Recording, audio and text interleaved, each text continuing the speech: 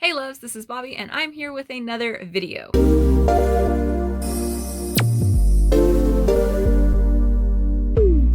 And this is going to be December's monthly wrap up. Yes, I had another awesome reading month.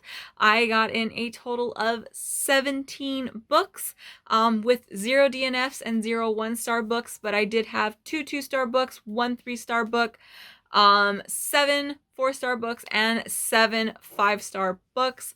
So yes, great reading month. I'm always excited to do these. As always, these aren't, besides the actual starred groups, within that group, these books aren't in any particular order. It's just whatever order I actually stacked them in. So yeah. But let's dive on in. Let's try and make this a little quick because my wrap-ups tend to be kind of long because I tend to drone on about these books. So here we go. Also, if you see me messing with my sleeves in this video, I'm very, very sorry. It's just, I bought this shirt recently at Ross and I don't know whose body this was made for because the arms are really long and awkward. Look at this. I don't understand what's going on here. And I've got normal size length arms, so I don't know. So I keep pulling them up, but then it's just, I keep picking at them. So I'm sorry if that's distracting ahead of time, but let's get into these books. So like I said, I have 0 DNFs and 0 1-star books. The first of the 2-star books, though, is a book that I wasn't expecting anything really from it because I don't think it needed to be written, and somehow I was still let down, and that is Ready Player 2 by Ernest Cline. I don't even know where to go with this book. Like I said, it didn't need to be written. I absolutely adore Ready Player One. It is one of my all-time favorite books. I've reread it about 6 or 7 times. I could reread it again, no problem. But I loved the ending to that. I love the fact that it was still kind of open, but I really didn't think we needed a sequel. The first 150 pages of this book is pure crap. And I am saying that, you can get mad about talking about a book like that or whatever, but it was pure crap. It was basically Ernest Cline just shooting all of his freaking main characters in the head and destroying everything about them because I don't know what he thought he was doing. He basically just destroyed all of his characters in that first 150 pages. Everything I liked about them in the first book, I don't know what the hell was going on. And the whole first 150 pages is just the main character, Wade, just crying and bitching about how he has no friends and nobody likes him, and then proceeds to be one of the creepiest, most disgusting people ever. And you're like, dude, no wonder nobody wants to be around you. He's not even borderline stalker. He is a stalker and a creep, and I just, no. And then we finally, after 150 pages, book is under 400 pages long, okay? After 150 pages, we finally get into the actual plot, and it's basically just book 1 all over again, but not as well done, super rushed in parts, and then other parts kind of just dragged on.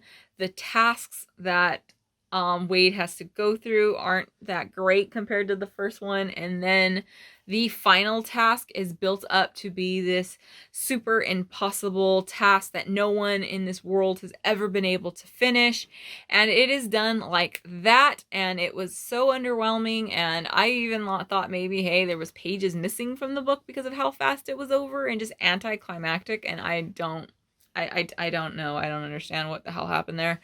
And then the actual ending I hated. It even kind of affected Ready Player One a bit for me. And I hated the ending, though. It was stupid and just, oh God, no. Why? I saw it coming and I kept thinking, please tell me I'm not going to be right. But as I was, and I was just so disappointed in this. If you want to read Ready Player One, I fully on 100% recommend that book.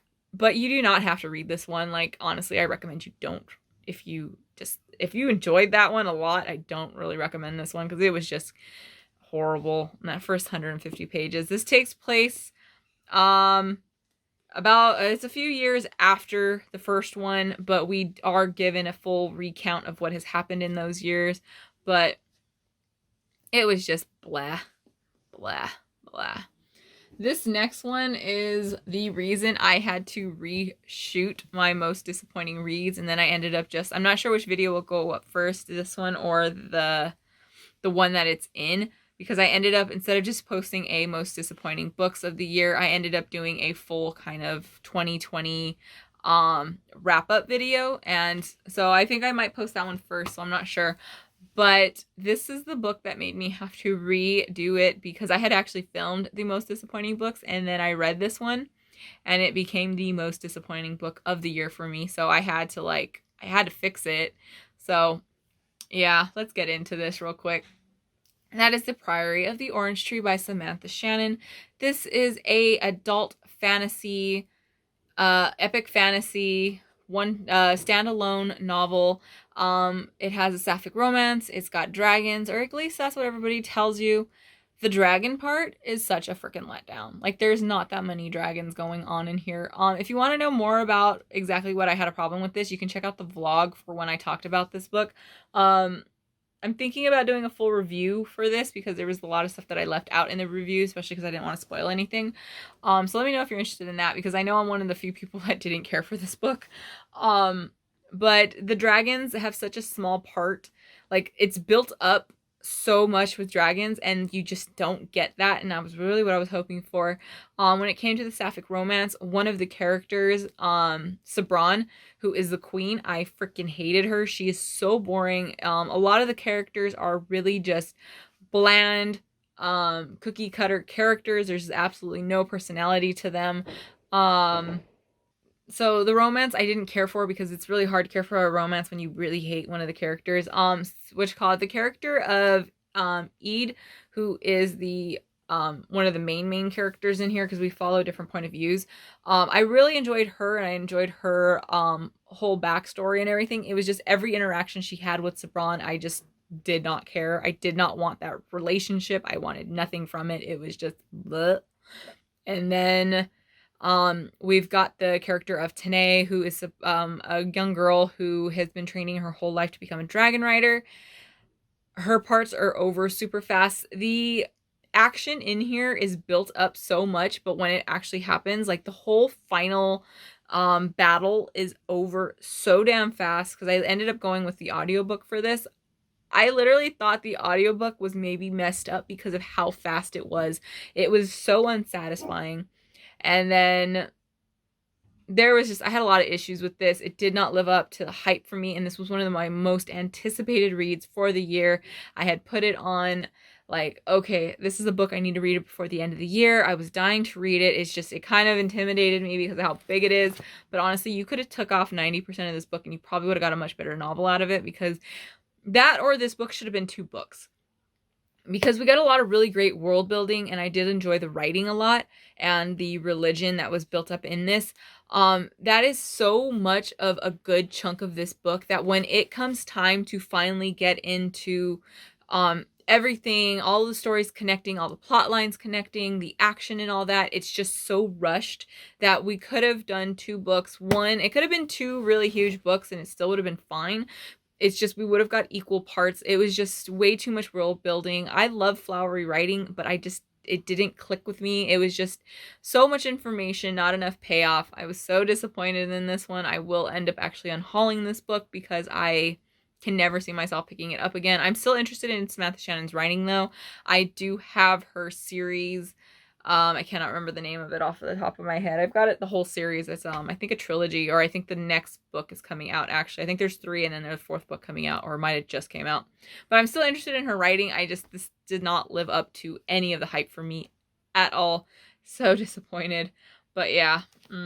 So on to the 3-star books, and that is going to be only one book, and it was a graphic novel that I read, and that is Black Hole by Charles Burns. This takes place in I think it's the 70s. Yeah, the mid-70s in Seattle. We follow a group of high schoolers. This is a very weird book. I got this book recommended to me quite a few times because I really, really, really adore Junji Ito, and I love the body horror, so people recommended this to me because of the body horror is in here as well. I love that aspect, and I really, really liked the artwork.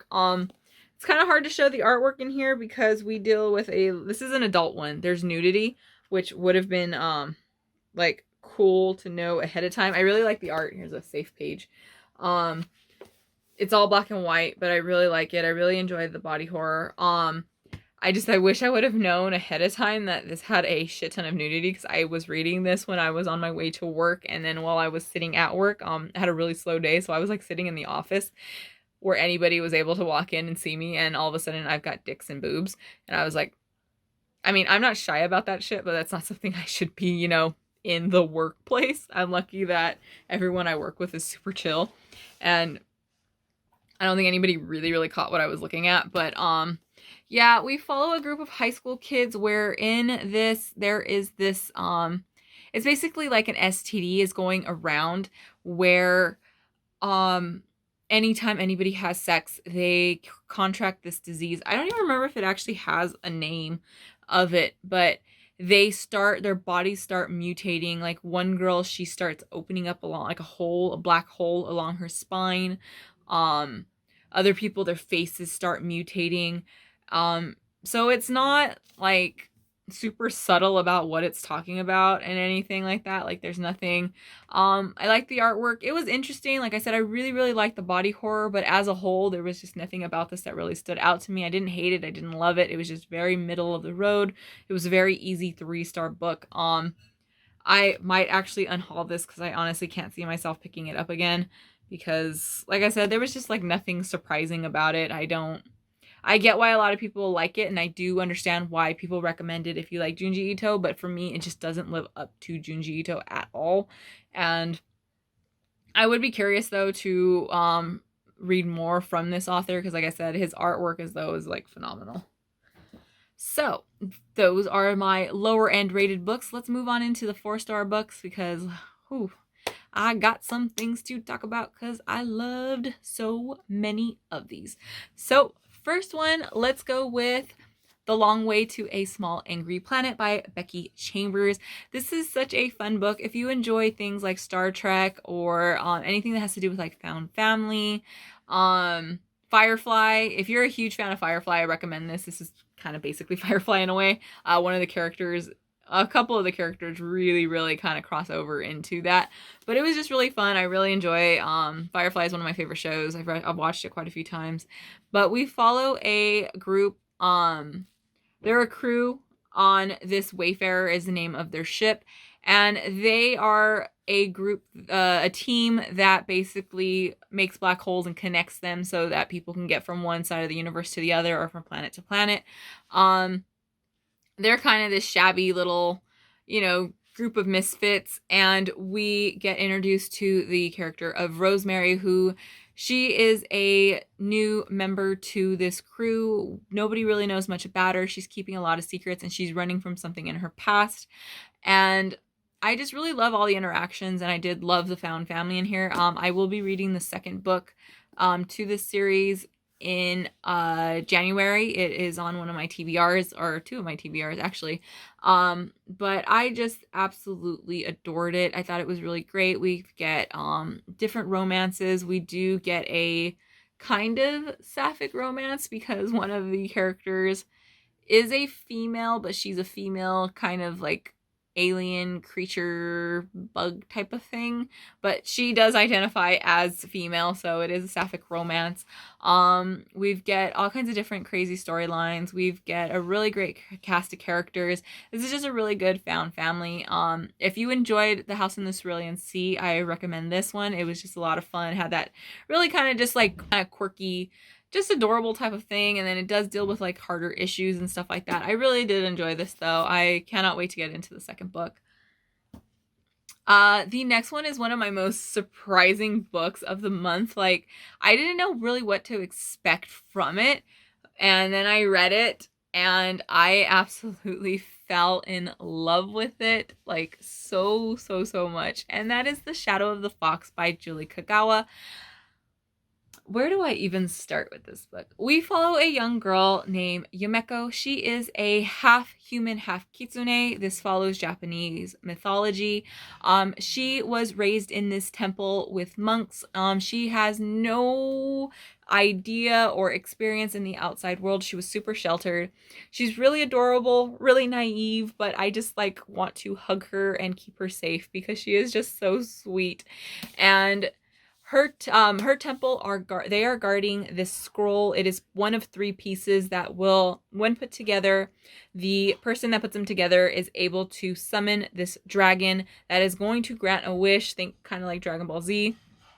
And I believe it can only be brought back to together, like I think it's like every 1,000 years or so, and that 1,000 years is coming up. So we've got a bunch of different people, different pieces to this scroll.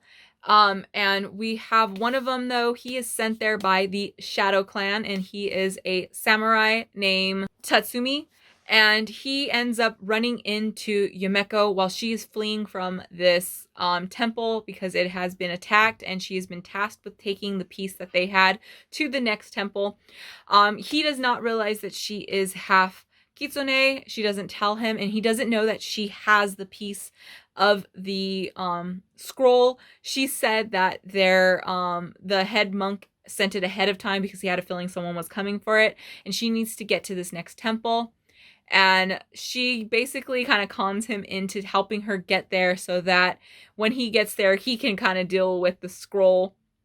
She just needs to warn the temple. So I love their interactions. He is the dark, brooding, silent type with a troubled past because his sword is actually possessed by a demon, like a demon lord, and he has been trained to keep this demon in this sword. So he's very emotionless and just kind of like really brooding, and she's so bubbly and cute, and they just make a great pair because she's so naive to the point that she literally doesn't really understand anything that goes on because she's never been around anything. She's never seen romance or anything like that. So it's really cute to kind of just see her building up. And then along the way, we end up with a bigger group because we follow like Wizard of Oz, where it's kind of like, let's go down the yellow brick road, and we meet a cast of misfits. It is so freaking good though. The action scenes are so amazingly written.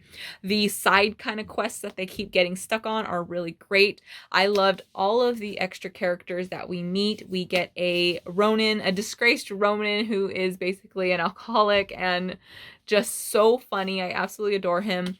We end up with a he is one of the royal family of one of the other samurai kind of clans or like main families. He is just absolutely amazing. I love the interaction between the two of those. And then we end up just kind of keep building our group and stuff. They get into a lot of like really fun but action-packed kind of moments. I fully 100% recommend this series. I'm going to be reading book 2 and 3 first thing in January. I'm so excited for them. I have actually just finished book 2 and it was 4 stars. This book was 4 stars. I feel like this whole series is just going to be a 4 stars read. It's just so much fun, really great. I love all the interactions. The last book is the one I'm not 100% sure. Like that one might be 5 stars. I just want a lot of action, and I'm just terrified that something's going to happen to one of these characters because I love every single one of these characters so much. The next one I read was Nosferatu by Joe Hill. I have seen the first season of the show that was on, I think it's on AMC. I really liked it. I thought it was really cool, so I was really interested. I started the year with Joe Hill. I read Heart-Shaped Box, and the year before I had read his entire comic book series, which is Lock and Key, which is also a Netflix show, and I really enjoyed that. I love the comic series. I fully recommend that, but just know that the comic series is adult while the TV show is more like teenager, type of thing. I really enjoyed Heart-Shaped Box. I was really curious about more of his writing. I really, really enjoyed Nosferatu. I thought it was great. It had a really great story. We follow the story of a girl named Vic McQueen who she is given this bike when she is a kid, and she discovers that this bike gives her the powers to find things no matter where they're at. Like she's able to go across this bridge, and it's like a shortcut for her. Like in the beginning of the book, it's not a spoiler or anything, her mother loses a bracelet and her parents are fighting about it, so all she wants to do is find this bracelet so her parents can stop fighting. And she all of a sudden, this bridge just appears and she's able to go across it, and she ends up in a different state, and she's able to find it. There are consequences though for when she does use this power, and she uses it on and off in her life. She ends up meeting this girl named Maggie, who she has the power of a... Sorry for the noise. I've got assholes still in my freaking neighborhood that are still popping fireworks. They have been popping them since about May. And now that it's New Year's, they're still freaking popping them. We have not stopped. I am so irritated with these damn things at this point. She ends up meeting a girl named Maggie, who her gift is that she has this Scrabble tile bag that when she reaches in and the Scrabble tiles she pulls out, they will form words that'll answer. It's like a psychic bag. It'll answer questions for people, but it follows the rules of Scrabble where you can't use real actual names and stuff like that. So that was really cool, and I absolutely adore the character of Maggie, and I really loved her in the show as well. And then we meet the antagonist, who is a man named Charles Manx, who he is this child abductor. His gift is he has this car. Well, he kind of has like a double thing. He has a car that when he puts young kids into the back of it, it turns them into these monsters, and it keeps him young. So he's like really old, and that's where the whole Nosferatu vampire thing comes into play. And then he also takes these kids into this kind of world that he's built. It's called Christmas Land. So that's why I read this, because this is kind of like a Christmas horror story. And it was just really cool. I really liked it. I can see myself definitely wanting to pick up more of his books. I have one of his books. I think it's called The Fireman, or... Yeah, I think it's called Fireman. I'm interested in it. I really like his writing. So, and I know he has a lot of short story collections, so I'm really curious to read more of that. But yeah, I recommend this one. The show, I don't know how many seasons they're going in the show, because the book's not actually that long, and they've really played around with the timeline and characters. And in the show, they added a romance that didn't need to be there at all. Like, I didn't care for it that much in the show, and then when I read the book and that romance literally is not there, I was like, okay, there is a reason why I felt like that romance just didn't belong. But yeah. This next one, I absolutely loved. I read the first book earlier this year, and I'm going to try and get in the second book probably in February, because my TBR is already stacked for January, and that is The Empty Ones by Robert Brockway. This is the second book. The first book is The Unnoticeables. I read that back in, I believe it was October. It was such a fun book. It is great. This one takes place right after the first one. I can't really talk about anything in this one because it'll just spoil everything for the first one. But the first one is we've got a dual perspective. We've got one of the characters is named Carrie. He is this dirt punk from New York in 1977. In this one, this takes place after, because since we have dual timelines, two different point of views that end up wrapping together. So we do got different timelines going on. Carrie's in this book takes place in 1978. So it's a year after the first one and the events of that. But Carrie is like an asshole. Like, when I tell you he's an asshole, he's an asshole. If you've ever hung out with punk, like dirt punk type guys, he is the perfect example of one, and I love him for that. Like, he's a dude you'd want to kick in the balls, but you'd totally buy him a beer afterwards. So I really enjoy him. I loved his whole scene and everything. And then we've got Caitlin from 2013, and she's a stunt woman in LA, and she's kind of just going through the motions, trying to get it, make herself bigger in the scene and all that. And she gets attacked, and that is when her and Carrie timeline ends up kind of intertwining with each other. They meet each other. But there are these things between these two timelines where Carrie and Caitlin are both dealing with them, and they are these things that they call the unnoticeables. They are these people that when you can look directly at them, but you can't tell anything about them. Like, you're looking at someone, but you can't tell their race, their gender, you can't give a hair color, you can't even, like, anything about them. Like, they just, as soon as you're away from them, you completely forget anything about it. And these things are attacking people, and they're attacking a lot of these kids in this punk scene. And that's how Carrie starts noticing them, and he starts trying to figure out, because they start going after his friends, and he takes it kind of personal, and he starts kicking ass. And then Caitlin is attacked by one of these in 2013, because these things have came back. And it's this really weird thing, because people kind of like, they know about them, but it's like not talked about. It's really odd. It's really funny. And like I said, I really love the characters. I will be hopefully getting to the third book in February. I definitely want to try and get it on my TBR, because it's just a really fun, fast-paced, cool, really short series, and I love it so much. I love these characters and everything going on in it, and it's just weird. If you're into weird books, I definitely recommend it. The next one is a comic book. It's called Something is Killing the Children, volume 1. This is issues 1 through 5, I believe. I really like this. This is super fast paced. This takes place in like the middle of all America, and there are these kids, like tons and tons of kids are just going missing, or they're finding bodies. Some kids, they never find the bodies, and they don't know what the hell's happening. This young boy, he has a sleepover with some of his friends, and they dare each other to go into the woods, while he's the only one that ends up coming out alive.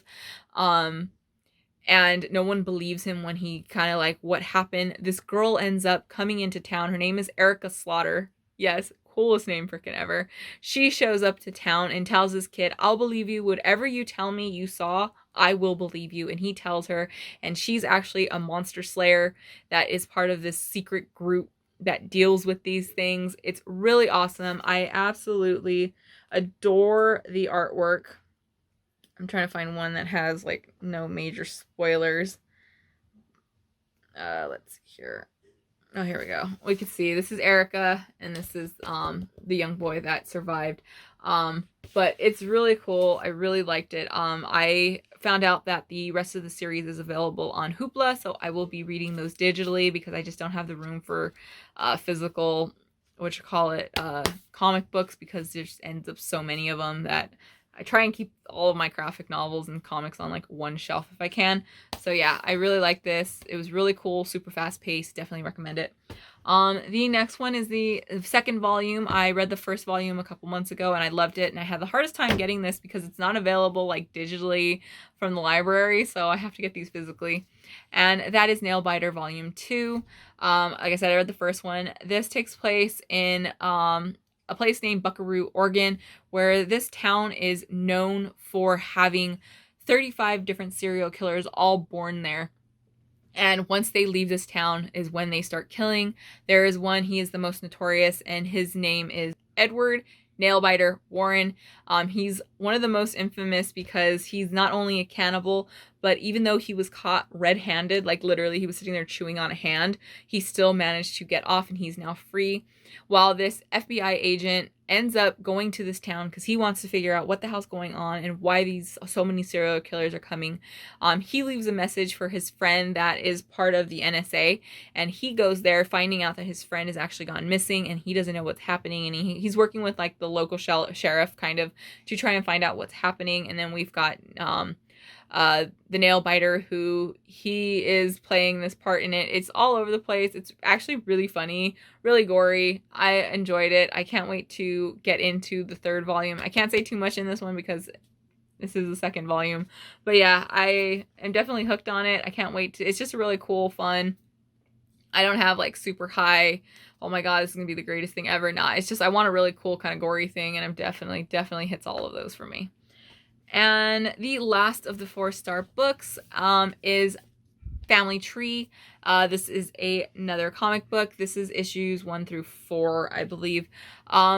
This is a weird one. Like, I gave it 4 stars, but I don't really know why I gave it 4 stars, because I don't feel like it deserved 3, because it was great. I'm like super interested, and I want to know more about it and find out where the story goes. But we're following the story of a family.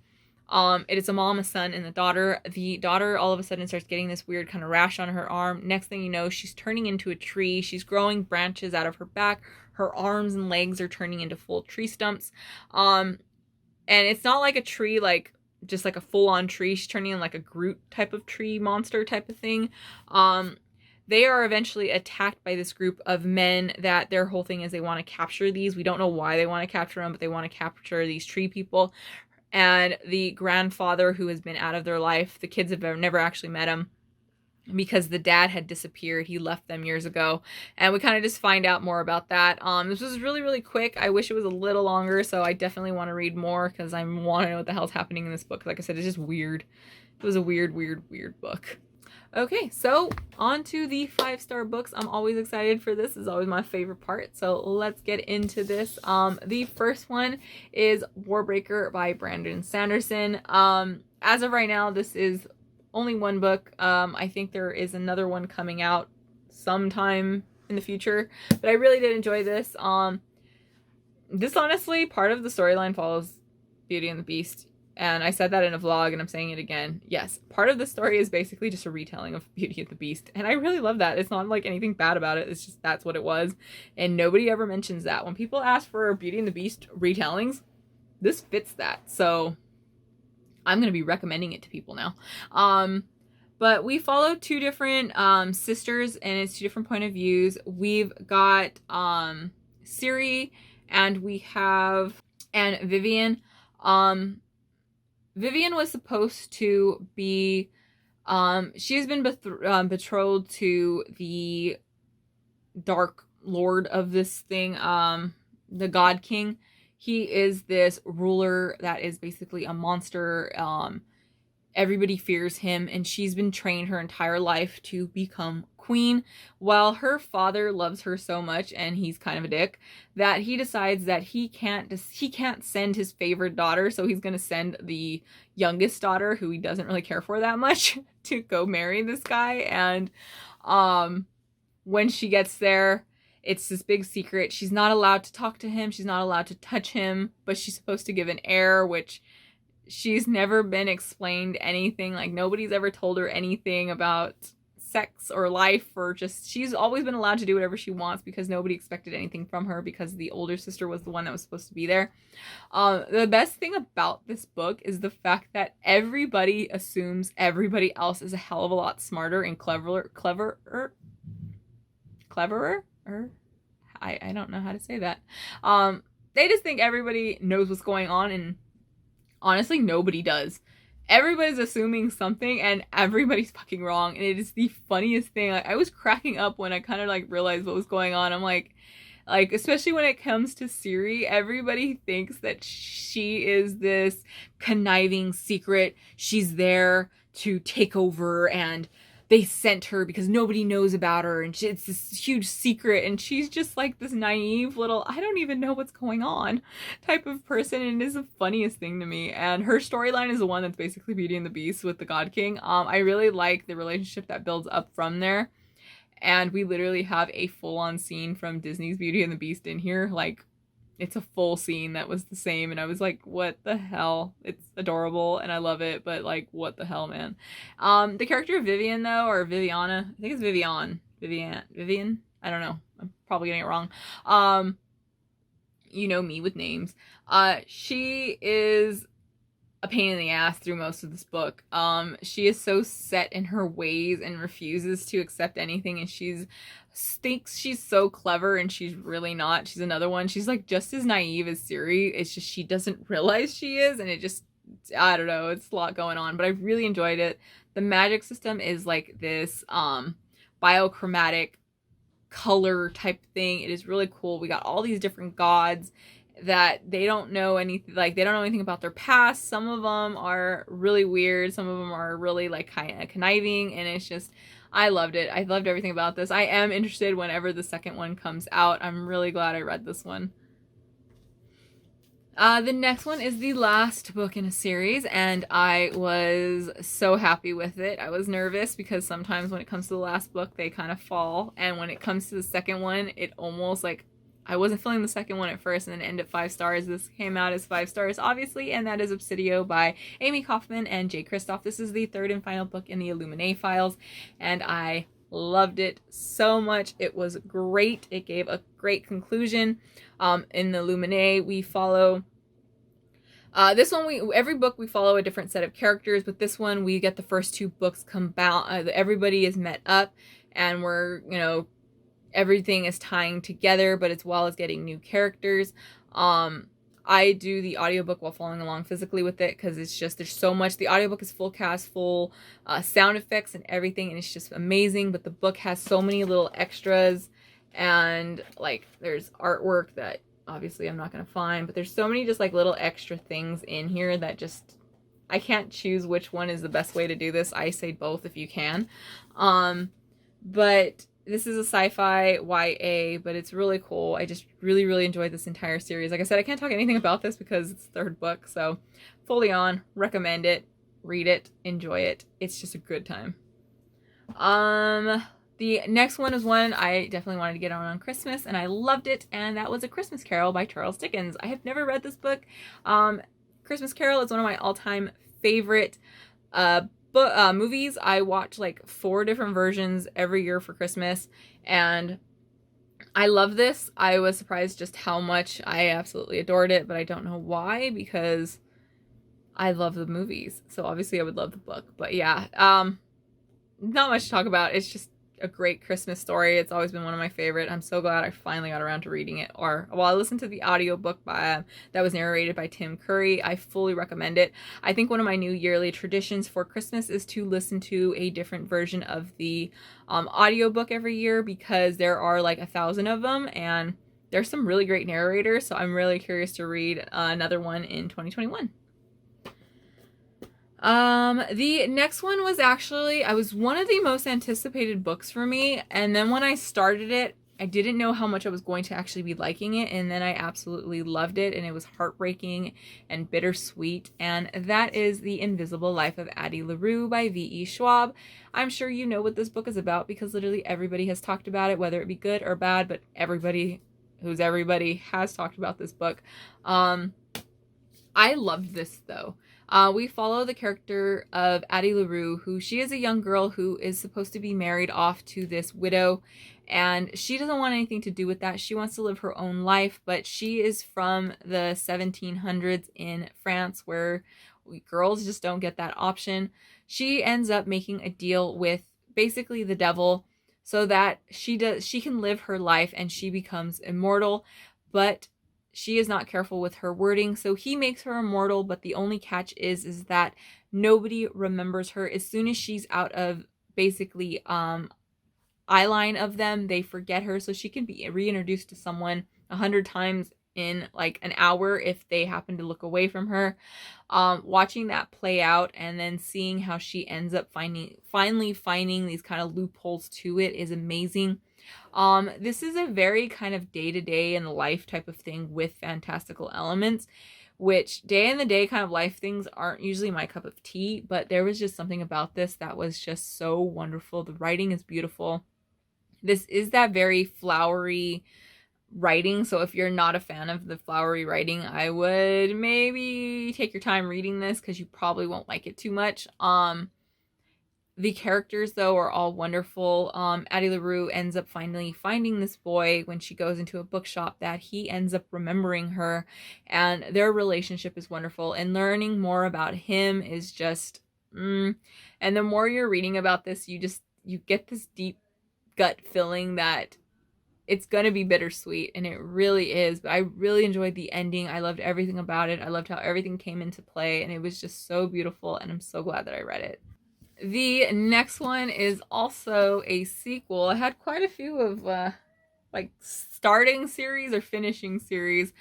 This is the second book in a sequel. The third book I think comes out in 2021, I hope. And that is Harl the Ninth by Tasman Muir. Holy crap, you guys. I can't talk about this book at all because honestly, 90% of this book is you being fucking confused as hell. Like, I was so goddamn confused through 90% of this book, and you're supposed to be confused because we are actually reading this as Harrow. What she knows is what we know, and Harrow doesn't know what's going on. She's losing her mind. This takes place right after the first book, Gideon the Ninth, which absolute one of my favorite books of this year that I read. or my favorite books of 2020, since now we're 2021. It was one of my absolute favorite books of the year. It was amazing. I definitely knew I was getting into this one right away, and I loved it. But like I said, it is a weird ass book. I was listening to the audiobook and I got so confused and lost that I actually like would go back and I'm like, I'm still confused. What the hell's happening? But when it all comes to a head at the end, it is great. I can't wait for the next book. I need to know more. It was just chef kiss, baby.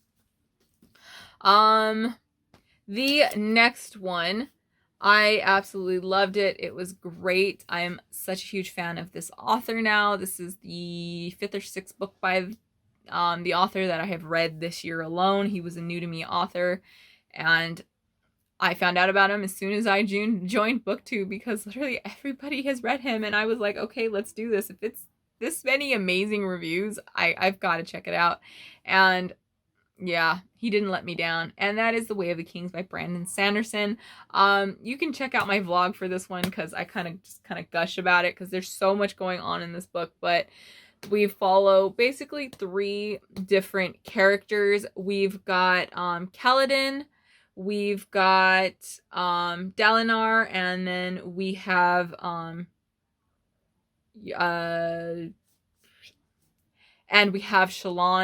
I loved all 3 of them. Shallan is the one where I was super interested in her point of view, because one of the characters she's interacting with, which is Yasna, and I love that character. That was my favorite character of the entire book, like the entire book. I have the dual edition, but I loved Yasna so damn much, and I kept looking forward to Shallan's point of view, because I was getting more of Yasna. But like, Shallan as a character is so frustrating, but in a good way for me. Like, she's another kind of naive, thinks she's smarter than everybody else, but she's really, really not. But I just really like to see her character grow and her kind of trying to learn everything else that's going on. Kaladin, I absolutely fell in love with his character. He was an ex-general in the army. He was like one of these high-ranking that ends up somehow becoming a slave in the, basically an army now, and trying to find out where everything's coming for him. And we go between his present, his past, and then him as a kid, and how he got where he's going. And then we also have the character of Dalinar, who is a high prince. His brother was the king, who was assassinated years before, and he is now basically second for his nephew, who is the current king. And there's so much going on with him. Like, he thinks he's losing his mind, because he keeps having these kind of weird prophecy-like dreams every time that there are one of these major storms that happen in this world. And the magic is crazy. Everything about this, though, I just really loved it. I loved every single one of these characters.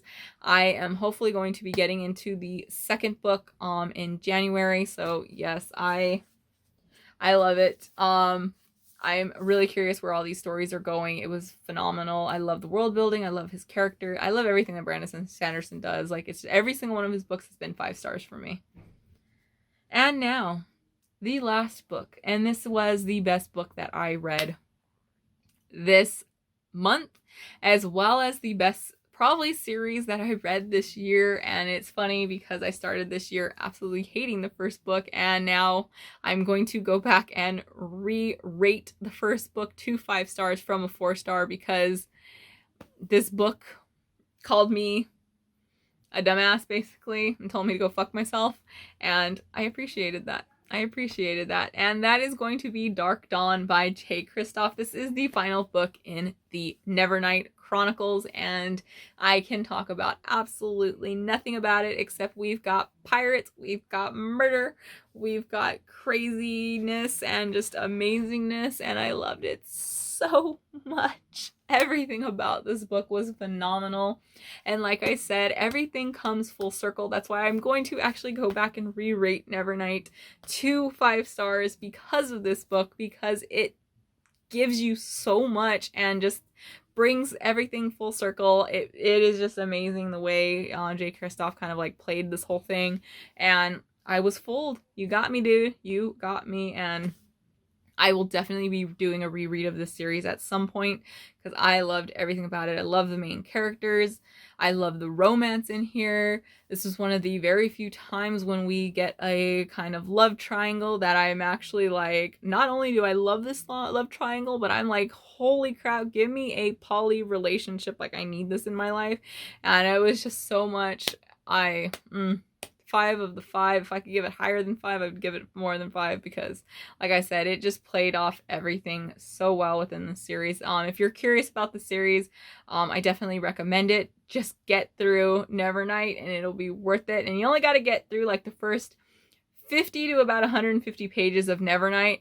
But like I said, it plays into everything so bad when we finally figure everything out and we get everything. So yes, it was amazing. But yes, so there we go. There was my wrap up for December. Holy crap, we're at the end of the year. So there we go. If you've read any of these books, I would love to know your thoughts on it. How many books did you read in December? What are your plans for next year? I am so curious. But as always, guys, I'm Bobby. If you liked this video, give it a thumbs up. Don't forget to subscribe, and happy reading. Bye.